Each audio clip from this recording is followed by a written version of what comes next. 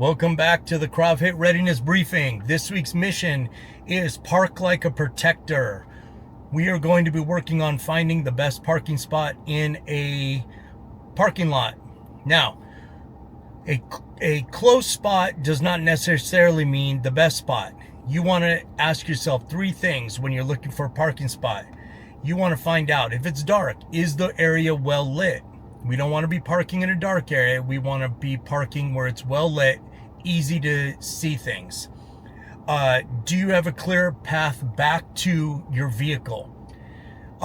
We don't want to be having to walk around a lot of obstacles through cars. We want to have a clear path back to our vehicle. And if you had to leave quickly, could you? So a lot of times people back into parking spots, or they will pull through so that they can just jump in their car and take off straight and not have to worry about backing out. Now that is fantastic unless you're going to get groceries or something like that, because I've seen a lot of times people, they back into a parking spot, then all of a sudden they show up with their cart, they've got to put stuff in the trunk, and now they have to maneuver their vehicle out to be able to get the stuff in the trunk. So think about what you're doing before you park. Also, we want to make sure that we're not parking behind things, next to dumpsters. We don't want to be parking next to vans with slide open doors right next to us. Things that obscure our vision. Somebody could grab you and pull you into a van right away.